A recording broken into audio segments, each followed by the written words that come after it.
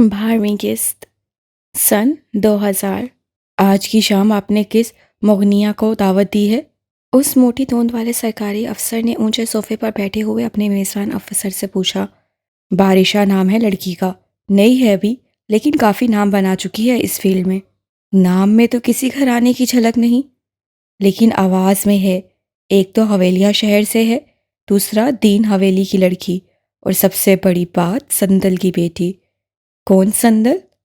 शायद आप नहीं जानते, क्योंकि मेरे ख्याल से आपने हवेलिया शहर की वो पार्टी अटेंड नहीं की जहां इस लड़की की माँ ने सत्तार बजाया था।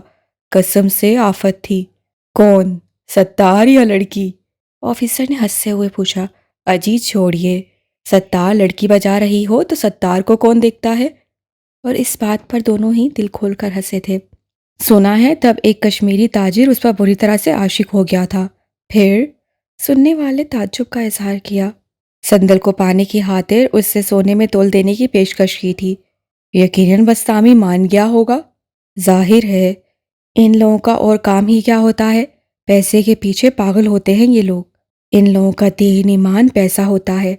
आज की मुगनिया उसी की बेटी है। बुलाइए, देखते हैं क्या औफत है उस आफत की बेटी। मिसवान ने अपने करीब से गुजरते एक बहरे का इशारे से अपने पास बुलाया। क्या सब मेहमान आ चुके हैं? जी सर।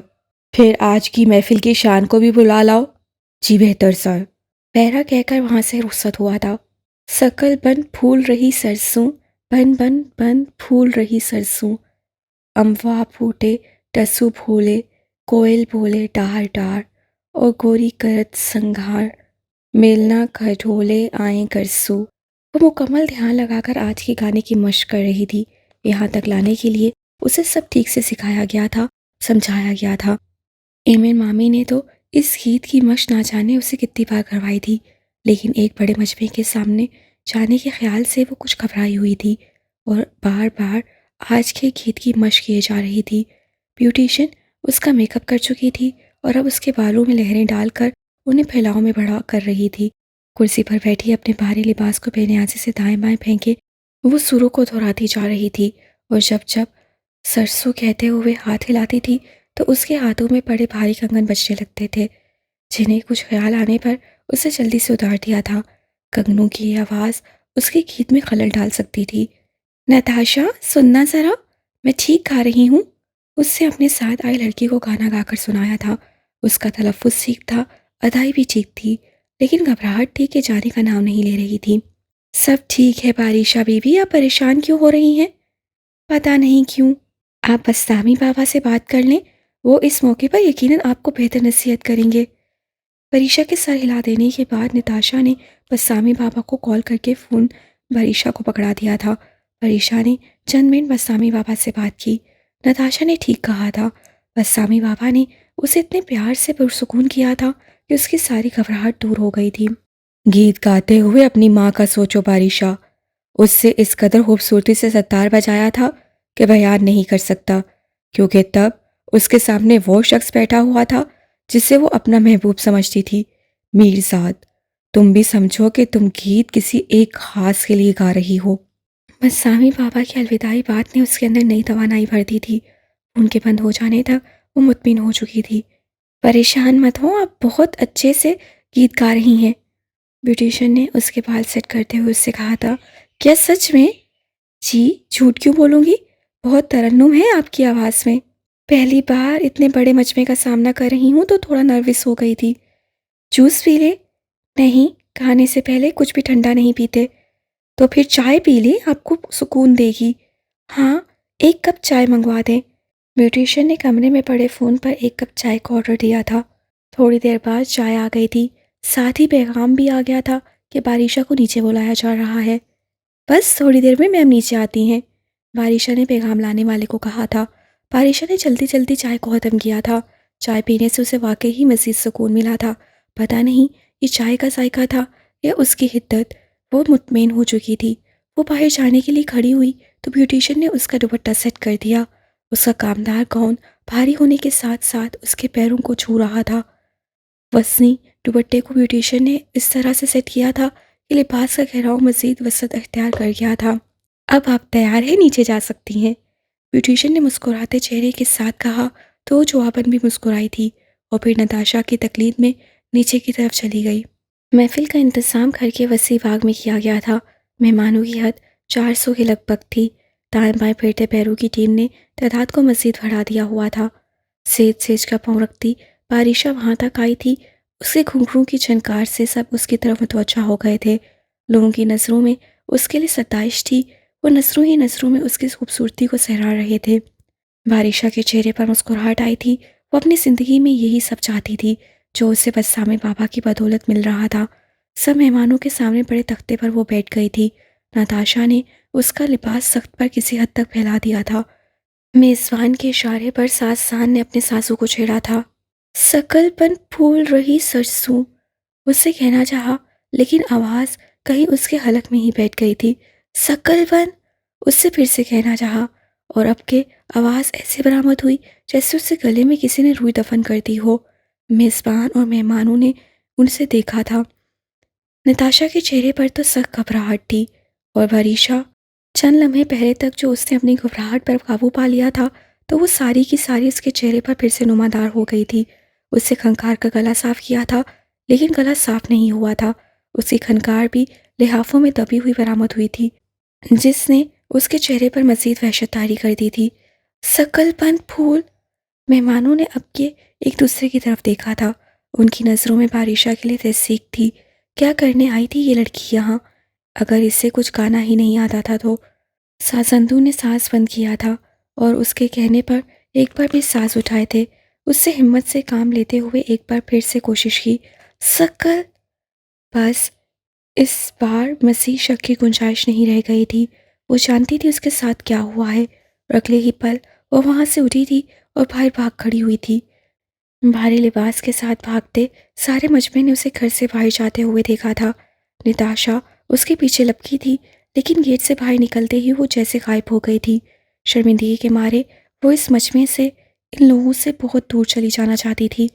बहुत दूर पहुंचकर उसने एक दरख्त के साए तले रुककर अपनी सांसें बहाल की थीं। भागते भागते वो थक चुकी थी और शर्मिंदगी की वजह से निढाल हो चुकी थी। उसका दिल चाह रहा था कि वो बुलंद आवाज़ में रोना शुरू कर दे। उसकी ज़िंदगी का अहम दिन बर्बाद हो चुका था। वो जानती थी कि ये सब किसकी वजह से हुआ है। चांद बीबी की वजह से। उसे चांद बीबी की बद्दुआ लग चुकी थी। वो बूढ़ी मक्कारन इसी में तो माहिर थी। उसने तो उसकी माँ की ज़िंदगी भी बर्बाद कर दी थी।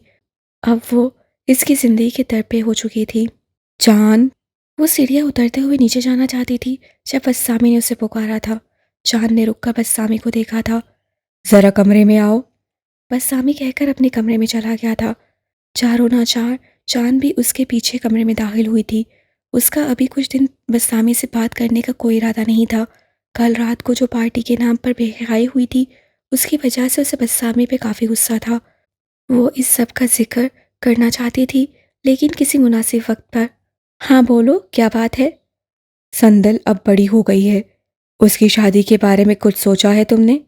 चांद को बस्सामी की बात पर कुछ हैरत हुई थी। उसे भला कब से संदल की इतनी फिक्र होने लगी? हैरियत, आज तुम्हें संदल का ख्याल कैसे आ गया? वो भी घर का हिस्सा है। बेशक मैं उससे तमाम उम्र गाफिल रहा हूँ लेकिन अब मैं खुद को घर के मामलात में शामिल करना चाहता हूँ ताकि सब एहसन तरीके से हो। तुम्हारे एहसन तरीके की मिसाल मैं अफशीन की शादी के तौर पर देख चुकी हूँ। चांद ने उसे लाजवाब किया था। खैर, जब संदल का वक्त आएगा सोच लूंगी, चांद ने रखाई से कहा था। वक्त तो आ चुका है, तुम देख नहीं रही कि वो जवान हो चुकी है? हाँ, लेकिन हवेली की बाकी लड़कियां भी जवान हो चुकी हैं। पहले उन सब की शादी होगी फिर संदल की बारी आएगी। संदल अपनी कजन में सबसे छोटी है, ऐसे ही सबको छोड़कर उसकी शादी नहीं की जा सकती। बाकी सबकी भी हो जाएगी जब उनका वक्त आएगा। तुम्हें संदल की शादी की इतनी जल्दी क्यों है?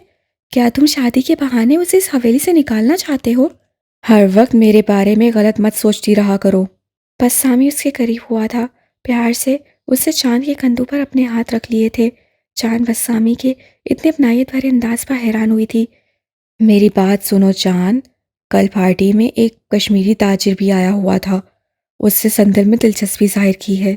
क्या? तुम ठीक तो हो बस्सामी? चांद ने गुस्से से बस्सामी के हाथ अपने कंधे से परे किए थे। कल तुम्हारी पार्टी में क्या कोई एक भी काम का शख्स मौजूद था? सब मुझे औबाश और अयाश खानदानों के लोग लग रहे थे। ना जाने क्या सोचकर तुमने उन लोगों को घर पर बुला लिया, जबकि तुम जानते भी हो कि घर में जवान लड़कियां मौजूद हैं। चांद ने गुस्से से कहा था। बस सामी ने सबसे चांद की बातों को बर्दाश्त किया था। अभी अहमद अमली का तकाजा यही था कि वो सब हंसकर बर्दाश्त करे। हाँ, ठीक कह रही हो तुम। मुझसे गलती हुई। मुझे दोस्तों के दोस्तों को नहीं बुलाना चाहिए था। बस सामी ने बनावटी अंदाज में शर्मिंदगी जाहिर की तो चांद कुछ नरम हुई थी। दोबारा ऐसी हरकत नहीं होगी, सच कह रहा हूँ। ठीक है, लेकिन तुम संदल के रिश्ते के बारे में तो दिलचस्पी जाहिर करो। बहुत ठीक ठाक लोग हैं वो। संदल बहुत खुश। मैं संदल का रिश्ता तय कर चुकी हूँ बस्सामी, चांद ने बात काटते हुए कहा था और जैसे बस्सामी के असाब पर धमाका किया था। क्या? कब और कहाँ? उसकी आवाज़ जैसे बहुत दूर से आती सुनाई दी थी। जब वक्त आएगा तो बता दूंगी। तुम फिलहाल उन्हें जवाब दे दो। मैं संदल की शादी वहाँ ही करूंगी जहाँ बातचीत तय कर चुकी हूँ। चांद ने दो टोक अंदाज में कहकर बात खत्म कर दी थी। बस सामी को चांद की बात पर गुस्सा तो बहुत आया था, लेकिन वो बर्दाश्त करने के सिवा कुछ कर भी नहीं सकता था। ये लोग बहुत अच्छे हैं चांद। वो तो जैसे मिन्नत करने पर आ गया था। जिस कदर मर्जी अच्छे हूँ, मैं अपनी बेटी की शादी वहाँ ही करूंगी जहाँ उसकी खुशी होगी। लेकिन बस बात को ख़त्म करो अब बस्सामी। अगर वो लोग इतने ही अच्छे हैं तो हवेली की बाकी लड़कियों में से किसी का रिश्ता तय करवा दो, लेकिन संदिल के बारे में मत सोचना, शाह ने ठोठोक अंदाज में कहा था। लेकिन वो तो संदिल। बस फिर इस किस्से को ख़त्म कर दो, चांद कहकर कमरे से बाहर चली गई थी। बस्सामी आंखों में गुस्सा भरे चांद को जाता हुआ देख रहा था। चांद के मामले में वो बेबस था। वो चांद पर तहमीना, शकीला या सारा पुप्पो की तरह रोब नहीं जमा सकता था। वो तीनों उसकी गिरफ्तार थीं, लेकिन चांद किसी भी मामले में उसकी गिरफ्तार नहीं थी। वो अपने बाप के घर में बैठी हुई थी, अपना काम करके खा रही थी। दूसरी तरफ कश्मीरी ताजिर कमाल था, जो संदल पर मर मिटा था। वो मजीद रकम भी दे सकता था। बस सामी ने सोचा था कि संदल के ओस वो अपनी हवेली की खाली तिजोरियों को फिर से सोने से भर लेगा, लेकिन चांद उसे मनाना नामुमकिन नजर आ रहा था। फिर भी अभी बस्सामी ने हार नहीं मानी थी। बहुत से दाव पेच अभी बाकी थे। कुछ उसे रोशन बेगम बता सकती थी और कुछ रहबानी। यकीनन रहबानी कोई बेहतर मशवरा दे सकता है। बस्सामी के जहन में ख्याल आया था और रहबानी के कमरे की तरफ बढ़ा था। मीर साथ के घर का बैरूनी दरवाज़ा खुला हुआ था। संदल बिना झिझके अंदर दाखिल हुई थी। वो इस घर में इतनी बार आ चुकी थी कि ये घर भी अब उसे अपना अपना ही लगने लगा था। और सर्दियों के अरूज के दिन थे।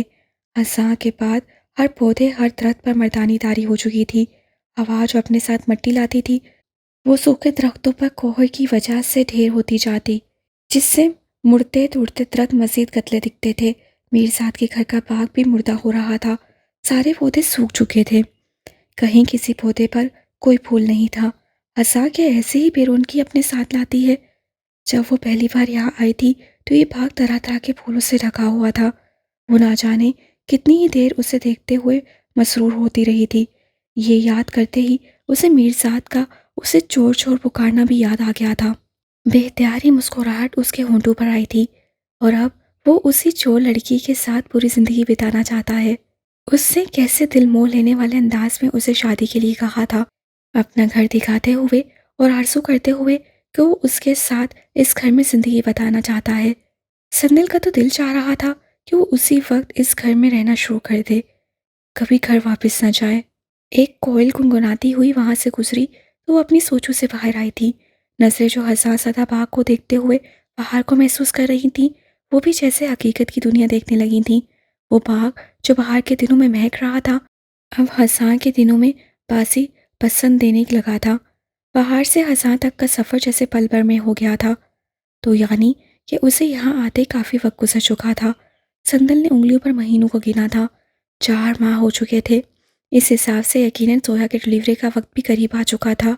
यहाँ क्या कर रही हो संदल? अपने पीछे से उसे सोया की आवाज़ सुनाई दी तो वो पलटी थी। ऐसे ही बाग को देख रही थी। असम में बाग अच्छे नहीं लगते। बिल्कुल ठीक कहा तुमने, लेकिन तुम्हारे शहर में तो बाग बाहर में भी अच्छे नहीं लगते। सोया कहकर खुद ही हंसी थी। संदल झीम सी गई थी। आओ बैठो, कुछ बातें करें। आज तुमसे बहुत ही अहम बातें करनी है मुझे। सोया के बेहद खुशगवार मूड पर उसे कुछ हैरत हुई थी। आज उसका अंदाज कुछ नयापन लिए हुए था। सोया की तकलीद में वो बाकी वस्से वजूद कुर्सियों पर बैठ गई थी। हम लोग वापस जा रहे हैं, सोया ने बैठते ही कहा था। संदल ने हैरत से सोया की तरफ देखा था। कहाँ? वो चाहकर भी अपनी आवाज़ की हैरत को कम ना कर पाई थी। वापस अपने शहर कराची। तुम तो जानती ही हो कि मैं यहाँ किस मकसद के लिए आई थी। जी, लेकिन अभी तो बच्चे की पैदाइश में वक्त है। हाँ जानती हूँ, और चाहती हूँ कि बच्चे की पैदाइश कराची में जाकर हो। अपना घर अपना ही होता है संदल। यहाँ अकेली मैं क्या क्या करूँगी? मेरे ससुराल के लोग वहाँ मेरा ख्याल रखेंगे। ऐसे वक्त में मुझे उनकी ज़रूरत है। सोया कुछ बनावटी परेशानी से बोली थी। संदल को सब बताते हुए वो संदल के चेहरे के तासुरात को नोटिस कर रही थी। वो जानना चाहती थी कि उनके वापस जाने की बात संदिल के लिए कैसी धमाका-खेज़ साबित हुई है। और अब संदिल के चेहरे के उड़े हुए रंग देखते हुए उसके चेहरे पर बड़ी कमीनी सी मुस्कुराहट नजर आ रही थी। लेकिन यहाँ मैं आपका ख्याल रख सकती हूँ, चांद अम्मी भी। बेशक तुम ख्याल रख सकती हो संदल, लेकिन तुम मेरी रिश्तेदार थोड़ी ना हो। मेरे घर में जवान भाई मौजूद है। तुम्हारा यहाँ रहना कैसे मुनासिब हो सकता है? तो आप हमारी हवेली में रह लें। उससे नया ख्याल पेश किया था। हम सब मिलकर आपका ख्याल रखेंगे, और बच्चे का भी। सोया मुस्कुराई थी। संदिल की बेकरारी उसकी कमीनी तबीयत को तकवीत दे रही थी। नहीं, मुझे अपने ससुराल जाकर ही सुकून आएगा अब। सोया के फैसलाकुन कहने पर संदिल का मुंह उतर गया था। मजीद कोई ख्याल पेश करना बेकार था। तुम्हारे घर कल कोई पार्टी थी क्या? वो आहिस्ता आहिस्ता असल बात की तरफ आ रही थी। जी, तुमने मुझे बुलाया ही नहीं। वो मैंने तो मीरजाद से कह दिया था, लेकिन वो शायद आपको कहना भूल गया। तुम बराह रास्त मुझसे भी कह सकती थी। आगे से ध्यान रखूंगी। आगे से ध्यान रखने की जरूरत नहीं, क्योंकि हम तो यहाँ से जा रहे हैं अब। सोया जैसे उसे चिढ़ाने लगी थी। तुमने मुझे नहीं बुलाया, लेकिन मैं तुम्हें जरूर बुलाऊंगी। कहाँ? वो कुछ ना समझते हुए बोली थी। हमारे घर में भी फंक्शन होने वाला है, सोया ने कहा। तो संदिल ने सवालिया अंदाज में उसे देखा था। बहुत बड़ा फंक्शन कराची वापस जाने से पहले होगा।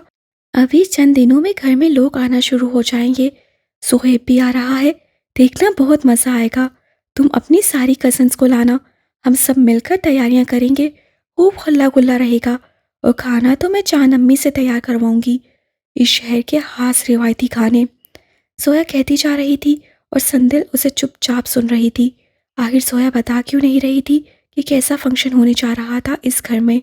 जी, वो कर देंगी जो जो आप कहेंगी। तुम उन्हें आज ही जाकर बता देना कि मीर के घर में फंक्शन है। बहुत कुछ तैयार करना है। अगर सोया नहीं बता रही थी तो संदिल की पूछने की भी हिम्मत नहीं थी। ना जाने क्यों उसे लग रहा था कि सोया ज़रूर कुछ ऐसा कहने वाली है जो उसे बुरी तरह से मुंतशिर कर देगा। संदिल, तुम सब कजन्स एक जैसे कपड़े पहनना, बहुत अच्छी लगोगी तुम। कैसा फंक्शन है? संदल ने अटकते हुए पूछा था। सोया मजीद मुस्कुराई थी। संदल की हैरत, इसराब, बेचैनी उसे खुश कर रही थी। मीरजाद की मंगनी का फंक्शन। सोया ने टांग पर टांग रखते हुए बड़े आराम से धमाका किया था, क्योंकि वो जानती थी कि ये अल्फाज जिस कदर मर्जी आराम से अदा हुए हों, संदिल को बुरी तरह से घायल करने वाले हैं। मीरजाद की मंगनी? वो चाहकर भी भला कैसे अपनी हैरत पर काबू पा सकती थी। हाँ, मेरी नंद तानिया के साथ। और अब भला शक कैसे किया जा सकता था कि जोया उसके साथ कोई मजाक कर रही है? जोया का ख्याल दुरुस्त साबित हुआ था। संदल बुरी तरह से घायल हुई थी, ऐसे जैसे किसी ने उसे उसी की मौत की खबर दे दी हो। तुम ऐसे हैरान हो रही हो जैसे कुछ नहीं जानती, कि मीरजाद ने तुम्हें कुछ नहीं बताया? संदल में इतनी हिम्मत भी ना थी कि वो ना में सर हिलाती। क्या नहीं बताया? मीरजाद भी वहां आया था। उससे सोया का आखिरी जुमला सुन लिया था कि तुम्हारी मंगनी तानिया से होने जा रही है।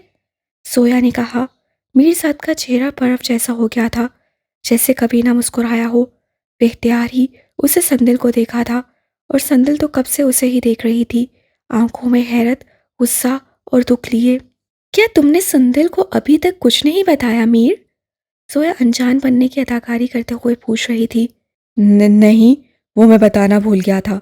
और मीर के मुंह से ये सुनते हुए संदल पर दुख का पूरा समंदर उतर गया था। अब भला शक की गुंजाइश ही कहाँ रह गई थी? उससे ये नहीं कहा था कि ऐसा कुछ नहीं है, बल्कि उससे कहा था कि वो बताना भूल गया है। यानी उसकी बहन जो कुछ कह रही थी, सब हुर्फ बा हुर्फ सच था। बाकी हज़ार रसीदा पसंद के इशारे को वो अब समझी थी। लो, आज मैंने बता दिया है फिर। तुम तैयारी पकड़ लो संदिल, बस इसी हफ्ते होगा सब। अपनी सब कज़नों को कह देना याद से, सोया ने कहा था। और संदिल जैसे कुछ सुन ही नहीं रही थी। वो तो दुख से मीर को देखती जा रही थी। इतना बड़ा धोखा, इतना बड़ा फ्रेब। अगर उससे कहीं और शादी करनी थी तो फिर संदिल से क्यों अपनी मोहब्बत का इजहार किया था। मीर उससे नजर चुराए खड़ा था। ये इस बात का वाज़ेह सबूत था कि वो झूठा है, धोखेबाज है। तुम कैसा सूट पहनोगी संदिल? संदिल उठ खड़ी हुई थी। उसका सब जवाब देने के करीब था। वो नहीं चाहती थी कि वो जोया के सामने उसके भाई का किरपान पकड़कर उससे झंझोड़े। अरे कहाँ जा रही हो? मुझे कुछ काम याद आ गया है, संदिल कहकर मसीद एक लम्हे की भी देर किए बिना वहां से उठकर बाहर को भागी थी। इसे क्या हुआ है? बनावटी फूलपन से जोया ने मीर को देखते हुए कहा था। भाई बहुत अजीब है इस शहर के लोग। जब मैं इससे फंक्शन को लेकर बातचीत कर रही हूँ और वो उठकर चल दी। खामोश खड़ा मीर अपनी चालाक बहन को देख रहा था। उससे बहुत मौके पर अपनी चालाकी का मुजाहरा किया था और बड़े आराम से उसकी ज़िंदगी में भूचाल पैदा कर दिया था। दिन कोहर के गुलाफ में किसी किताब की तरह लिपटा हुआ था। दिन को रोशन करने के लिए पर्दे की बहुत सी तह हटाने की ज़रूरत थी और इस सब में यकीनन बहुत से दिन लगने थे। सेब के दरख्तों पर से सारे फल उतार लिए गए थे। अब वहाँ सिर्फ पत्ते रह गए थे। मिट्टी से हटे हुए कोहर के साथ मिली गर्द पत्तों पर ढेरियां बना चुकी थी और कोहर उसी गर्द से फिसलती हुई पत्तों के कोनों से आंसू की माने नीचे घास से अटी जमीन पर गिर रही थी। कोहर के आंसू और संदल के आंसू में कोई फर्क नहीं था, सवाए इसके कि कोहर के आंसू मौसम के बदलने के बाद थम जाने वाले थे, लेकिन उसके आंसू शायद जिंदगी भर उसके साथ चलने वाले थे। मीरजाद की मंगनी सोया की नंद के साथ इस साल हंसा क्यों इतनी होलनाकी से आई थी? क्या इरादे थे इसके? इस बार की हंसा ने उसे डस लिया था। वो नहीं जानती थी कि दरख्तों के साथ साथ उस पर भी मर्दानी आ जाएगी। वो तो आज सुबह तक बाहर जैसी खुशी महसूस कर रही थी, लेकिन फिर शायद कुदरत को उसकी बेमौसमी खुशी पसंद नहीं आई थी। अगर मीर के दिल में कोई और लड़की थी तो फिर उसने इसके साथ क्यों इज़हार मोहब्बत किया था? इतनी दूर ले जाकर क्यों उसे अपना घर दिखाया था? खिड़की से बाहर सेब के बेफलों के दरख्तों को देखते हुए वो अपने दुख को जबीन तलाश करने की कोशिश कर रही थी। क्या वो वक्ती जज्बा था या वो अकेले में उसका फ़ायदा उठाना चाहता था? और आखिरी बात सोचते हुए संदल के चेहरे पर वहशत नजर आती थी। उसे अपनी सोच पर यकीन हो चला था कि ऐसा ही था। वो यकीनन उसका फ़ायदा उठाना चाहता था। खुदा ने उसे बचा लिया, वरना वो किसी को मुंह दिखाने के काबिल न रहती। संदल, तुम्हारे उस्ताद जी आ गए हैं, तुम्हें बुला रहे हैं। हाजी बुआ ने उससे कमरे में आकर उससे कहा था। जी मैं आती हूँ, आंसू साफ करते हुए उससे कहा था। हाजी बुआ उसका रोंदा हुआ लहजा ताड़ गई थी। क्या हुआ है? वो फिक्रमंद थी। कुछ नहीं, बस अफशीन की याद आ रही थी। और अगर संदिल ये समझती थी कि उसके झूठ को सच मान लिया गया है तो ये उसकी खामयाली थी। हाजी बुआ ने अपने बाल धूप में सफ़ेद नहीं किए थे। मुंह पर पानी के बेतहाशा झपट्टे मारकर वो नीचे गई थी। आज मेरा सत्तार बजाने को दिल नहीं चाह रहा उस्ताद जी। मैं तुम्हें सत्तार सिखाने आया भी नहीं हूँ। तो तुम ये बताओ कि कल तुमने किससे पूछकर सबके सामने सितार बजाया है? उस्ताद जी के सवाल ने उसे लाजवाब किया था। क्या अपने उस्ताद से इतनी बड़ी हो गई हो कि अपनी मर्जी कर सको? वो घर वालों ने कहा था। क्या तुमने मुझसे इजाज़त ली थी या तुम भूल गई थी? मुझे माफ़ कर दे, मैंने दोनों ही बातों की अहमियत नहीं दी। उसे साफ गोई से काम लेते हुए मासत कर ली थी। उसकी ज़हनी हालत ऐसी नहीं थी कि वो धड़ाधड़ बहाने बनाती। उस्ताद जी उसे देखने लगे थे। सितार बदज़ोक लोगों के लिए नहीं है संदल, कभी भी नहीं है। एक बात हमेशा याद रखना, सितार बजाते हुए लड़की जिस कदर सुंदर लगती है, दुनिया का कोई साज बजाते हुए इतनी सुंदर नहीं लगती। इसलिए अगर तुम बदज़ोक लोगों के सामने बजाओगी तो वो साज को नहीं सुनेंगे, बल्कि तुम्हें देखेंगे। वो समातों को जगाने के बजाय दीदाबाजी करेंगे। संदिल खामोश हो गई थी। उस्ताद जी की गहरी बातें उसे शर्मिंदा कर रही थीं। मुझे माफ़ कर दे उस्ताद जी, दोबारा ऐसा नहीं होगा। उसे सीधे स्वभाव माफ़ी मांग ली थी। ठीक है, तुम्हारी पहली गलती है इसलिए माफ़ कर रहा हूँ। मैं आपके लिए गोंद का शरबत लाती हूँ, चांद अम्मी बनाकर गई थी। उन्होंने हास कहा था आपको दूँ। कहकर वो जल्दी से बाहर निकल गई। उजलत से काम लेने में तो हिकमतें पोशीदा थीं। एक तो मौसू गुफ्तगू बदल गया था, दूसरा शरबत पीने के बाद यकीनन उस्ताद जी का गुस्सा काफ़ी ठंडा हो जाने वाला था। संदल, कहाँ जा रही हो? वो बाहर निकली तो रूहबानी से उसका सामना हुआ था। रसोई में जा रही हूँ उस्ताद जी को शरबत देने। किसी मुलाजिम से कह दो, तुम ज़रा मेरी बात सुनो। जी अच्छा। वो तो पहले ही चाहती थी कि उस्ताद जी से दोबारा सामना ना हो। मुलाजिम को शरबत देने का कहकर वो रूहबानी के साथ हो गई थी। रूहबानी उसे लेकर हवेली के बड़े कमरे में आ गया था। दुर्गा मूर्ति वाले कमरे में। ऐसा बेख्तियारी में हुआ था। काफ़ी अरसे से वो इस कमरे में नहीं आया था। अब आया तो सामने दीवार के साथ लगी बड़ी सी दुर्गा मूर्ति को देखकर लम्हे भर के लिए डर गया था। दुर्गा मूर्ति उसका एक राज जानती थी। खास तौर पर दुर्गा मूर्ति का हथियार त्रिशूल। कहीं और चलते हैं।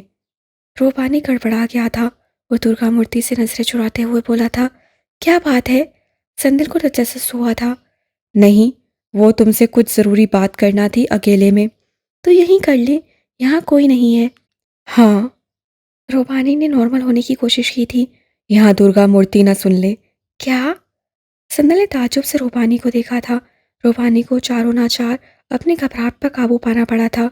वो बात दरअसल ये है संदल, कि जिस दिन तुम सत्तार बजा रही थी ना, तो तुम्हें किसी ने पसंद कर लिया था। संदल ने कुछ हैरत से रूहबानी को देखा था। अमीर कबीर लोग हैं, कश्मीर में होता है, कालीनों का बड़ा ताजिर है। बस्तामी ने चांद से बात की थी, लेकिन चांद ने इनकार कर दिया। वो कहने लगी कि तुम किसी को चाहती हो। क्या तुम किसी को चाहती हो? रूहबानी ने सवाल किया था। संदिल की आंखों में आंसू भर गए थे। यकतरफा मोहब्बत का दायमी असाब। नहीं, सबसे काम लेते हुए उससे कहा था। तो फिर इस रिश्ते को कबूल करने में कोई हर्ज नहीं है। तुम क्या कहती हो? मैं तुम्हारा बुरा नहीं चाह सकता हूँ। क्या तुम ऐसा सोचती हो? नहीं रूहबानी बाबा। तो फिर तुम खुद सोच लो। जी अच्छा, और कुछ? हाँ, कहने को बहुत कुछ है, लेकिन डर है कि तुम नाराज ना हो जाओ। आप जो कहना चाहते हैं कह सकते हैं। मैं सिर्फ ये कहना चाहता हूँ कि अपनी ज़िंदगी का फैसला तुम खुद लो। चांद ने बेशक तुम्हारी परवरिश की है, लेकिन वो तुम्हारी सगी माँ नहीं है। वो तुम्हारी ज़िंदगी का फैसला यकीनन वैसा नहीं ले सकती जैसा तुम्हारी सगी माँ लेती। इस गैर मुतवक्का बात पर संदल के चेहरे के तासुरात बदले थे। रूपानी उसे देख रहा था। मैं समझ सकता हूँ कि मेरे कहने के बावजूद तुम मेरी बातों का बुरा मान रही हो, लेकिन एक लम्हे को गौर करो मेरी बातों पर। चांद ने खुद शादी नहीं की, सारी ज़िंदगी उससे अकेले ही बिता दी है। उसके जहन में यकीनन ये सोच भी होगी कि तुम्हारी शादी हो जाएगी तो वो मज़ीद तन्हा हो जाएगी। फिर उसको पूछने वाला कौन होगा यहाँ? कौन उसकी देखभाल करेगा? शायद यही वजह है कि उससे बस्सामी की बात मुकम्मल सुनी ही नहीं। वो तुम्हें कश्मीर क्यों भेजेगी? इसमें तो उसका खसारा है। रूहानी ने रवानी में बहुत कुछ कह दिया था। उसकी बातें तल्ख थीं, लेकिन संदल को ना जाने क्यों वो सच्ची लग रही थीं। अब तुम जा सकती हो। मुझे बस यही कहना था, अच्छे से सोच विचार करो, फिर मुझे बताना। कश्मकश के आलम में वो दुर्गा मूर्ति वाले कमरे से बाहर आई थी। ये आपने क्या किया जोया आपी? मीर सोया पर भड़का था। क्या किया है मैंने? वो अनजान बनते हुए पूछ रही थी। आपने संदल को क्यों बताया कि मेरी मंगनी तानिया से होने वाली है? क्या ये बात छुपानी चाहिए थी? वो मीरसाद की आंखों में झांकते हुए पूछ रही थी। मीरसाद लाजवाब हो गया था। अगर छुपानी चाहिए थी तो क्यों? एक हफ्ता रह गया है तुम्हारी मंगनी में, फिर ये बात छुपाने का मकसद? आप पहले ये बताएं कि मंगनी की डेट आपने किससे पूछ कर रखी थी? ये मेरा नहीं, सोहेब का आइडिया था। वो चाहता था कि शादी नहीं तो कम से कम मंगनी की तकरीब कर ली जाए। आप मुझसे तो पूछ लेती। मुझे तुमसे पूछना ज़रूरी नहीं लगा। एक मामूली सी तकरीब ही तो है, कौन सा शादी होने जा रही है? मीर मुंह बनाकर सोफे पर बैठ गया था। उसे समझ में नहीं आ रहा था वो इस सूरत हाल में किसकी गलती निकाले, सोया की या अपनी। क्या तुम संदल के साथ अफेयर चला रहे हो मीर? सोया ने बराह रास्त पूछ लिया था। मीर इतने बेबाक सवाल पर हैरत से उसे देखने लगा था। मैं तुम्हें किरदार का इतना हल्का नहीं समझती थी कि संदल की खूबसूरती का फ़ायदा उठाने के लिए तुम उसके साथ झूठा इश्क लड़ाओ। ऐसा कुछ नहीं है, मैं संदल से मोहब्बत करता हूँ। मीर ने भड़क कर कहा था। सोया उसे देखने लगी थी। ये बात उसके लिए कोई नई नहीं थी। मीर के बिना कहे भी वो सब जानती थी। और तानिया, उसका क्या? आप ज़ोहेब भाई से माज़रत कर लीजिएगा। मैं ऐसा हरगिज़ नहीं करूँगी। मैंने ज़ोहेब से बात तुमसे पूछ कर की थी मीर। मुझे आज़माइश में मत डालो अब तुम। हाँ, मैं मानता हूँ कि मेरी गलती है, इसलिए ज़ोहेब भाई से मैं खुद बात कर लूँगा। क्या बात करनी है मुझसे? ज़ोहेब ने अंदर दाखिल होते हुए पूछा था। मीर ने शदीद हैरत से उसे देखा था। ज़ोहेब मुस्कुरा रहा था। मीर से हाथ मिलाकर वो अपनी बीवी के करीब हुआ था और उसने उसे खुद से लगाया था। अगला शख्स जो कमरे में दाखिल हुआ वो ज़ोहेब की वालदा थी और उनके पीछे तानिया, जो मीर को देखते हुए ना जाने क्यों शर्माने लगी थी। सब जोया से मिलने लगे थे और मीर पुत बना सबको देख रहा था। वो जानता था उसकी बहन ने उसके साथ क्या खेल खेला है। आने वाले दिन अजीब से गुजरे थे। मौसम हनक से हनकतर होता चला जा रहा था, ऐसे जैसे संदल के साथ साथ मौसम भी रो रहा हो। सुबह भी रौनक थी, दिन बेकैफ थे, शाम की उदासी भर चुकी थी और रात पहले से ज़्यादा तारीकी लेकर उतरती थी। इन दिनों वो बहुत उदास थी, ऐसे जैसे अभी रो देगी। उसे अपनी ज़िंदगी भर के दुख इन दिनों में याद आने लगे थे। उसे एहसास हुआ था कि शुरू से ही उसकी बेकदरी की गई है। उसकी माँ उसे पैदा करने के बाद हवेली की दहलीज पर छोड़ गई। उसका बाप कौन था, कुछ पता नहीं। हवेली वालों ने उसे रखने से इनकार कर दिया। चांद अम्मी ना होती तो यकीनन किसी यतीम खाने में पल रही होती। उसे बहुत से लोगों को अपने लिए नाजायज़ का लफ्ज़ बोलते हुए सुना था। वो चांद अम्मी की गोद में सर रख कर रोती थी, तब चांद अम्मी उसे घंटों समझाती थी और वो बहुत मुश्किल से खुद को दिलासा दिया करती थी। लेकिन अब जो मीर ने उसके साथ किया था, उसे लगा था कि वो सारी ज़िंदगी भी खुद को दिलासा देती रही तो उसका दुख कम नहीं होगा। इन दिनों में मीर ने उससे मिलने की कोशिश की थी। उसने उसकी कस्सों के हाथ पैगाम भिजवाए थे, लेकिन संदिल ने उससे मिलने से साफ इनकार कर दिया था। वो घर से बाहर भी नहीं गई थी कि मीर से सामना ना हो जाए। वो मीर से बात तक नहीं करना चाहती थी, उसकी शक्ल भी नहीं देखना चाहती थी। ये बात उसे खाई जा रही थी। कितने दिनों से उसे बेवकूफ़ बनाया जाता रहा है, वो भी उसका फ़ायदा हासिल करने की खातिर। चांद अम्मी ने उससे वजह पूछी थी, लेकिन वो कोई खातिर ख्वाह जवाब नहीं दे पाई थी। मेरे सर में दर्द है। सर में नहीं, तुम्हारे दिल में दर्द है संदल। संदल ने चौंक कर चांद को देखा था। मुझे बताओ क्या हुआ है? मीर ने कुछ कहा है? जी, उससे मुझे धोखा दिया है। वो मेरा फ़ायदा उठाना चाहता था। क्या? चांद ने शदीद हैरत से उसे देखा था। ऐसा नहीं हो सकता। ऐसा ही हुआ है चांद अम्मी। वो मुझे धोखा दे रहा था। मुझ मेरा फ़ायदा हासिल करना चाहता था। बायसों का चीज़ें वैसी नहीं होती संदल जैसे दिखती हैं।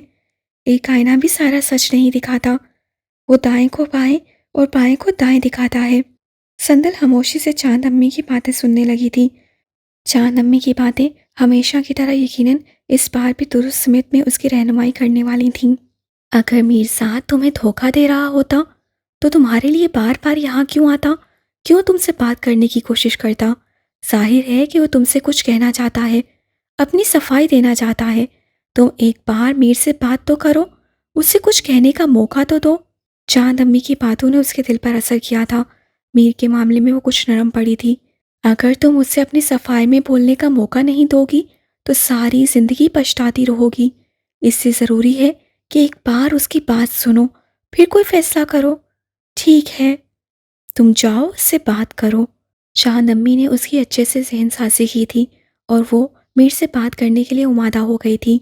मीर इन दिनों सख्त परेशान था। संदिल उससे नाराज़ हो चुकी थी। वो उससे मिलना चाहता था, बात करना चाहता था, अपनी सफाई देना चाहता था, लेकिन बारहा पैगाम भिजवाने के बावजूद भी संदिल ने उससे मिलने से इनकार कर दिया था। ऊपर से मज़ीद सितम ये कि ज़ोहेब और उसकी फैमिली वहाँ आ चुकी थी और घर में उसकी मंगनी की तैयारियां जारी थीं। मेहमानों की वहाँ आमद का सिलसिला बढ़ता जा रहा था। मीर को ये मंगनी रुकवाना बेहद मुश्किल लग रहा था। रोज़ व रोज़ उसके हाथ पांव बांधे जाने लगे थे और ये सब उसकी बहन कर रही थी। जोए ने हर चीज़ की बहुत अच्छे से प्लानिंग की थी। वो मीर साथ तानिया को अकेले नहीं होने दे रही थी। उसे अंदाज़ा था कि तानिया को अकेला देखकर मीर उसे कह सकता है कि वो किसी और को पसंद करता है। वो तानिया को इस रिश्ते से पीछे हटने के लिए कह सकता है। इसलिए उससे तानिया के आते ही ऐलान कर दिया था कि मीर और तानिया आपस में बातचीत नहीं करेंगे। मंगनी के बाद बेशक बात करें। वो सुहेब को भी मीर के पास ज़्यादा देर तक बैठने नहीं देती थी। उसे डर था कि मीर सुहेब से कुछ उल्टा सीधा ना बोल दे। जुमे की शब को मंगनी की रस्म होना तय थी। उसी हवाले से सोया, तानिया और बाकी मेहमानों के बेसारों के चक्कर ख़त्म नहीं हो रहे थे। मीर ने खुद को कमरे में कैद कर लिया था। वो शायद ये समझे बैठा था कि मंगनी वाले दिन भी वो कमरे में कैद ही रहेगा। सुहेब को उसके रवैये पर हैरत थी, बल्कि उसे कुछ कुछ शक हुआ था कि मीर की इस मंगनी में रजामंदी शामिल नहीं है। ऐसे ही तशवीश का मुजाहरा सुहेब की वालदा और तानिया भी कर चुकी थीं। सुहेब ने तो साफ कह दिया था कि अगर मीर की इस शादी में रजामंदी नहीं है तो इस सिलसिले को यहाँ ही ख़त्म किया जा सकता है। लेकिन जोया ने कहा था कि ऐसी कोई बात नहीं है, ये रिश्ता मीर की रजामंदी के बाद तय किया गया है। और रही बात मीर के कमरे में बंद होने की, तो वो वैसे ही शर्मीली तबीयत का है। उसे नहीं पसंद कि उसकी मंगनी की बातें उसके बहनोई के सामने हों। सोया ने ऐसी ही मज़ीद बेसरोपा बातें करके अपनी सास और नंद को तसल्ली करवा दी थी। हिकमत अमली का मुजाहरा करते हुए सोया मीर साथ के कमरे में आई थी। वो बेड पर लेटे हुए जाग रहा था। मीर, तुम सो रहे हो? उसने पूछा था। मीर ने कोई जवाब नहीं दिया था। वो सोया से सख्त खफा था और सोया ये बात जानती थी। ये अलग बात है कि उसे इस बात की कुछ ज़्यादा परवाह नहीं थी। सोया ने खिड़की के पर्दे पीछे कर दिए थे और फिर बेड पर मीर के साथ आकर बैठ गई थी। मीर, मैं जानती हूँ कि तुम मुझसे नाराज़ हो। मुझे कोई ऐसा तरीका बताओ जिससे तुम्हारी नाराज़गी दूर हो जाए मेरे भाई। वो प्यार से बोली थी। मीर साथ ने कोई जवाब नहीं दिया था। मैं जानती हूँ कि इस मंगनी में तुम्हारी रजामंदी नहीं है, लेकिन मेरी मजबूरी समझने की कोशिश करो। मैंने तुमसे पूछकर ये रिश्ता तय किया है, कोई जोर ज़बरदस्ती नहीं की तुम्हारे साथ। फिर अब तुम क्यों मुझे मेरे ससुराल वालों की नज़रों में गिराना चाहते हो? मैं आपको नहीं गिराना चाहता। मैंने कहा तो है कि जोहेब भाई और तानिया से मैं खुद माफ़ी मांगूंगा। तो फिर ये काम तुम मंगनी की बात कर लेना, सोया ने कहा था। मीर साहब ने पहले चंद लम्हे तो हैरत से उसे देखा था, फिर बेड पर से उठकर बैठ गया था। क्या मतलब? तुम मंगनी करवा लो। घर पर कितने बहुत से लोग इकट्ठे हो चुके हैं। अभी ऐसा वैसा कुछ किया तो बहुत बुरा लगेगा, बदनामी होगी, तुम्हारी भी और तानिया की भी। लोगों को तरह तरह की बातें बनाने का मौका मिल जाएगा। इसलिए कह रही हूँ कि अभी खामोश रहो, बाद में मंगनी को ख़त्म कर लेंगे। मंगनियाँ भी तो टूट जाती हैं ना, तो तुम्हारी खातिर ये मंगनी ख़त्म कर लेंगे हम। आप सच कह रही हैं? वो बेयकीनी से पूछ रहा था। हाँ, बिल्कुल सच। तुम मंगनी के बाद सोहेब को सब बता देना कि तुम किसी और को चाहते हो। उससे माफ़ी मांग लेना। मैं भी तुम्हारा साथ दूंगी। सोहेब को बात समझाने की कोशिश करूंगी। मेरी सास भी बहुत समझदार खातून है, वो बात को समझ जाएंगी। रही बात तानिया की, तो वो कौन सा तुमसे मोहब्बत करती चली आ रही है। वक्ती पसंदीदगी है, उसे भी ज़्यादा दुख नहीं होगा। जोया के इतने प्यार से कहने पर मीर को कुछ तसल्ली हुई थी। तुम शाम के लिए तैयारी करो, अच्छे से खुश होकर मंगनी की रस्म में शरीक हो। लोगों को कयास सराइयाँ करने का मौका ना दो। फिर चंद दिन बाद ही दोनों बहन भाई मिलकर सोहेब से बात कर लेंगे। ठीक है? मीर के खामोश रहने पर उससे पूछा था। जी ठीक है। फिक्र मत करो, संदिल को मैं खुद अपने हाथों से अपने भाई की दुल्हन बनाऊंगी, क्योंकि यकीनन आपको इस शहर का मेकअप भी पसंद नहीं होगा। मीर मुस्कुराया था। ठीक समझे हो तुम। सोया हंसी तो मीर भी हंसने लगा था। चलो फिर जल्दी से तैयार हो जाओ। सोया के कहने पर मीर उठकर नहाने के लिए वॉशरूम चला गया था। सोया खलाओं में देखते हुए मुस्कुराने लगी थी। संदिल को मीर के घर के माहौल में आज कुछ अनोखापन महसूस हुआ था। वो अभी अंदर नहीं गई थी, बाहर ही खड़ी थी और ये अनोखापन उससे बाहर ही से महसूस कर लिया था। पूरे घर को बाहर तक काफ़ी अच्छे से सजाया गया था, फूलों से और बड़की कुमकुमों से। खुले गेट के अंदर और बाहर बहुत से लोगों की चहल पहल नजर आ रही थी। क्या आज मीर साहब के घर में कोई तकरीब थी? और ये बात सोचते ही उसके जहन ने उसे सोया की बात की याद दहानी करवा दी थी कि मीर की मंगनी की रस्म वाली बात। तो क्या आज मीर की मंगनी की रस्म थी? ऐसा नहीं हो सकता। मीर ने तो उससे मोहब्बत की थी। वो तो उसे वजाहतें देने के लिए आ रहा था, अपनी सफाइयाँ बयान करना चाहता था। यकीनन सोया को कोई गलतफहमी हो चुकी थी। गेट पार करके वो अंदर पहुंची थी और आगे का मंजर देखकर उसे जैसे सकता हो गया था। बेतहाशा और बने ठहरे मेहमानों के दरमियान खड़ा मीर साद मुस्कुराते चेहरे के साथ एक लड़की को अंगूठी पहना रहा था। वो लड़की मुस्कुरा रही थी। अंगूठी के पहनाते के साथ ही मेहमानों ने तालियां बजाना शुरू कर दी थी। एक शोर उठा था जो बहुत देर के बाद थमा था। फिर लड़की ने अंगूठी मीर साद को पहनाई थी और तभी मीर की नज़र गेट के पास खड़ी संदिल पर गई थी। संदिल आंखों में आंसू लिए मीर को देख रही थी और मीर जैसे अपनी जगह पर मुजस्सिम हो चुका था। लोग एक बार फिर से तालियां बजाने लगे थे। तालियों के शोर में संदिल की सिसकियां दब गई थीं। उसे लगा था कि लोग उस पर तालियां बजा रहे हैं और तालियों के साथ संदिल की तरफ उंगलियां करते हुए बेवकूफ़ बेवकूफ़ की सदा लगा रहे हैं। मीर की आंखों में शर्मिंदगी उतरी थी।